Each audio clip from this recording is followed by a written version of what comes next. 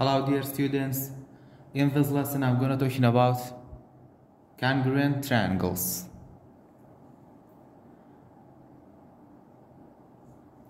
Geometry figures are congruent if they are the same size and the same shape. It means two triangles or two figures or two shapes are congruent if they have the same size and the same shape. And then for triangles, we have some cases to prove or to show that two triangles are congruent. The first case is two triangles are congruent if all sides are congruent. So the first case is side, side, side. And the short form is SSS congruence. It means when we have two triangles and all sides are congruent, so these two triangles are congruent. For the first case, we have these two triangles. First, we have corresponding sides and corresponding angles. Corresponding sides like that. For corresponding sides, AB, line segment AB is congruent or equal to or corresponding to DF, because they have the same measure is 9 meters. And then AC is congruent to DE, and they are congruent because they are the same measure, 10 meters. After that, the side of the base of the triangles BC is congruent to EF and equal to 5 meters. They are congruent. So we can say these two triangles are congruent because all sides are congruent.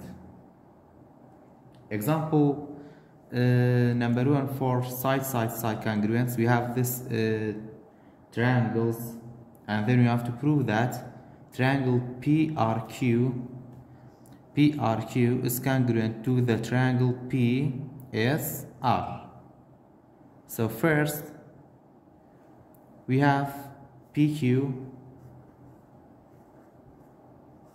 is equal or congruent to PS, because we have one line for both sides. It means these two sides have the same measure. They are congruent. This is the first side. After that, QR is congruent to SR,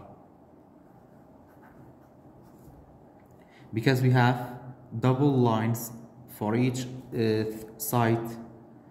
We can say these two sides are congruent, have the same measure. So this is the second side. And then by the reflexive property of congruence, we can say PR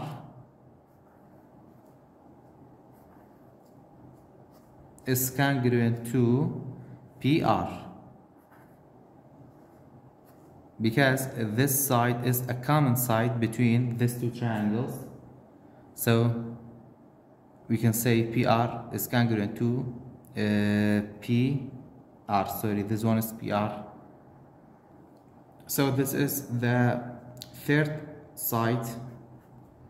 After that, we can say triangle PQR is congruent to triangle PSR by side, side, side.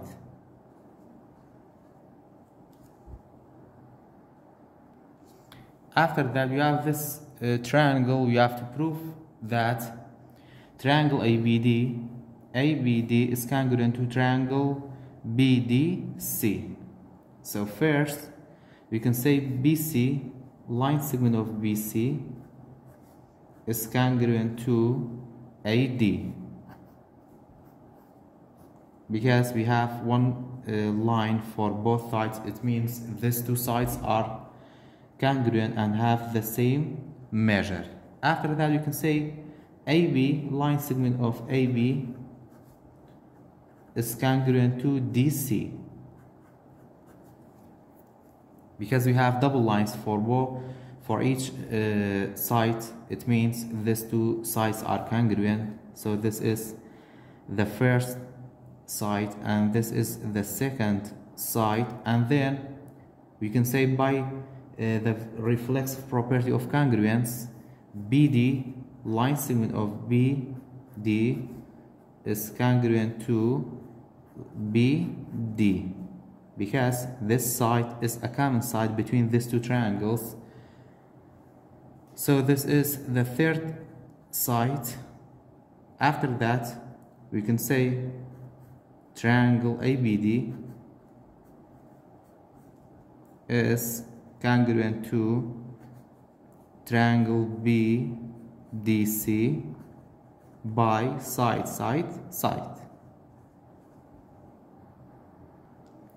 After that, the second case that you can use to prove the congruence of two triangles is if two sides and the include angle of one triangle are congruent to two sides and the include angle of another triangle, then the triangles are congruent. It means when two sides and one angle is congruent to another triangle, it means these two triangles are congruent. When we look at these two triangles, the side CB, line CB line segment is congruent to DE, because for each side we have one line. It means these two sides are congruent. After that, CA is congruent to FD, because these two sides we have double lines for each side. It means these two sides are congruent. After that, we don't know these two sides are congruent or not, because we don't have any line for these two sides BA and FE. But for the angles, angle C and angle D are congruent, because we have these two red marks. It means angle C is congruent to angle D. So you can say this is the first side, second side, and we have angle. So in the second case, we can say by side angle, triangle CBA is congruent to triangle FED. After that, we have this example for side angle or side angle side. In this example, you have to show that triangle NPK is congruent to triangle LPM. So we can say the line segment of NP, we can say line segment NP is congruent to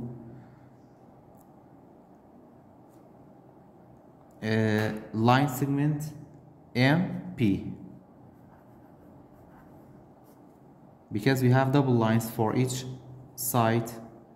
This is the first side, and then we can say LP line segment of LP is congruent to line segment KP. This is the second side because we have one line for each side, and then for angles we can say this angle NPK is congruent to this angle LPM because they are vertical angles and always the vertical angles are congruent. So we can say the angle of NPK is congruent to the angle of LPM. This is angle, and then therefore we can say triangle NPK is congruent to triangle LPM by side angle, or we can say side angle side.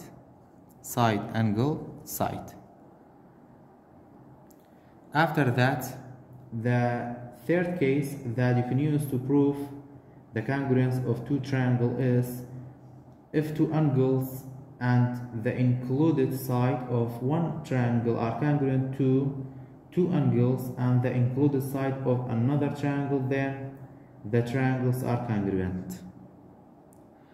It means when we are looking for these two triangles,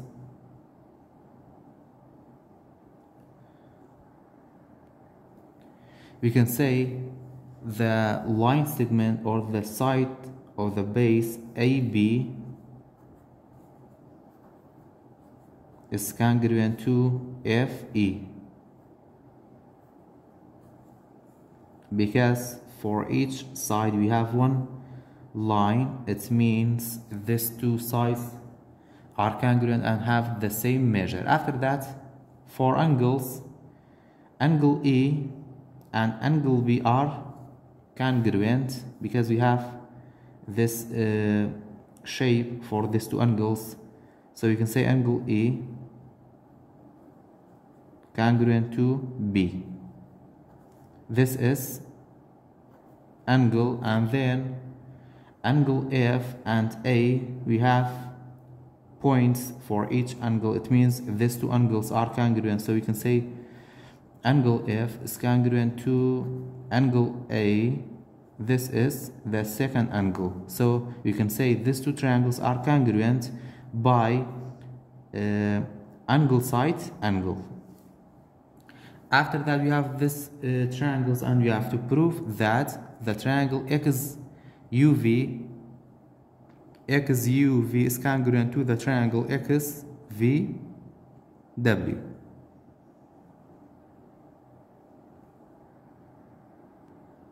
So you can say the angles of XWV is right angle, and the angle of XVU also is right angle, so they are congruent.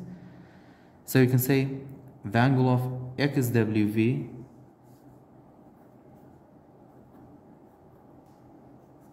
is congruent to XVU, the angle of XVU, because they are right angles, XWV and XVU. This is the first angle. After that, we can say the angle of WXV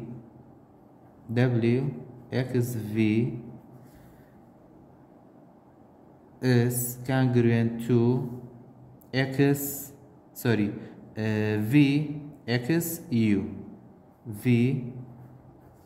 VXU, because for each angle we have point.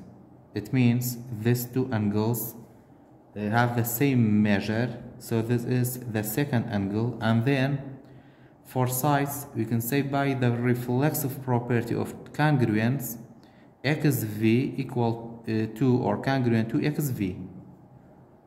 So you can say by the reflexive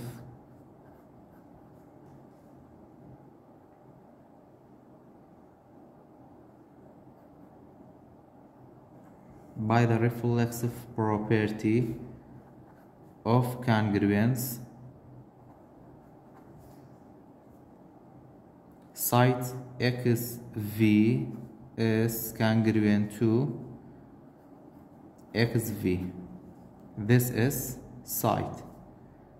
Therefore, triangle XUV is congruent to triangle XVW by angle, site, angle.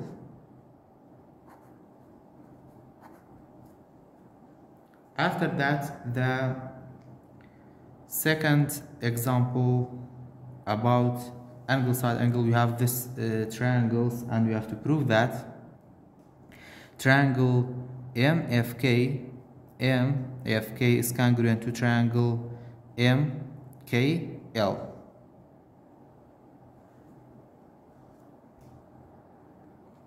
So we can say the angle of MKF and MKL, they are right angle, so they are congruent in the same times. So we can say the angle of MKF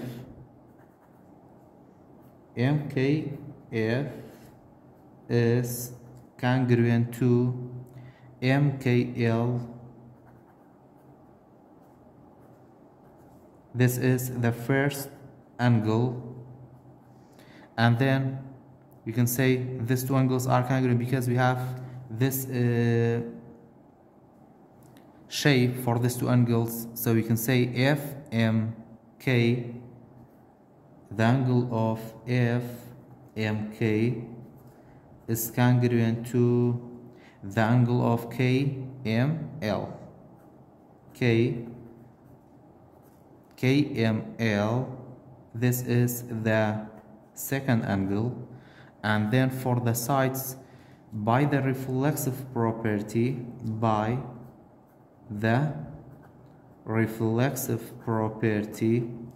of congruence, these two sides are congruent. It means side MK is congruent to MK because this side is a common side between these two triangles. After that, therefore, we can say triangle MFK are congruent to triangle MKL by angle, side, angle, side, angle. After that, we have a special case to prove congruence of two right triangles is if the hypotenuse and a leg of a right triangle are congruent to the hypotenuse and a leg of another right triangle, then the triangles are congruent. It means when we look at these two triangles, the hypotenuse of these two triangles are congruent because for both sides we have double line. It means the hypotenuse AC is congruent to the hypotenuse DF. This is H or hypotenuse, and then for the legs, BC is a short leg, is congruent to EF. Also is a short leg. This is leg, so you can say these two triangles are congruent by HL or hypotenuse leg. After that, you have this example. We have this two triangles. We have to prove that the triangle WVX WVX is congruent to the triangle XYW. So you can say XW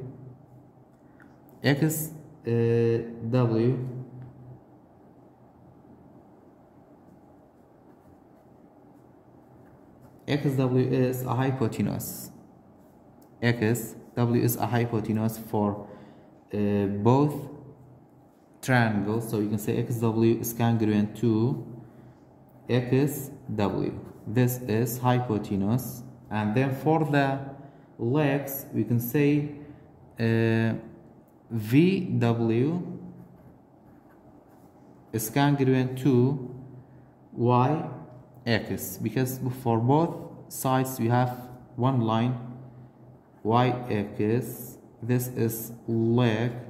After that we have HL, hypotenuse and leg.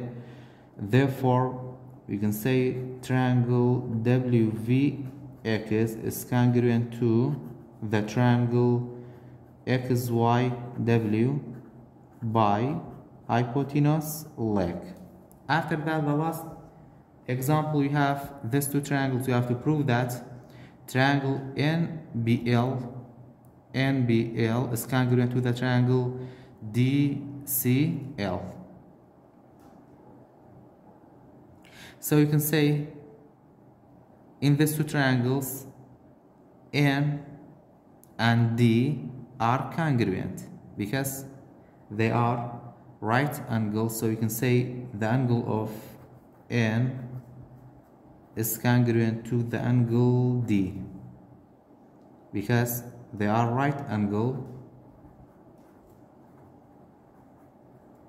This is angle.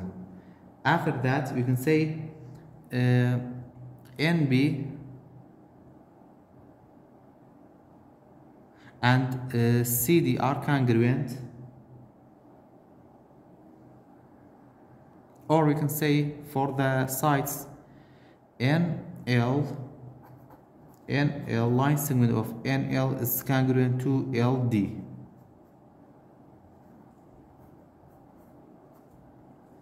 Because for both sides we have one line, so this is side.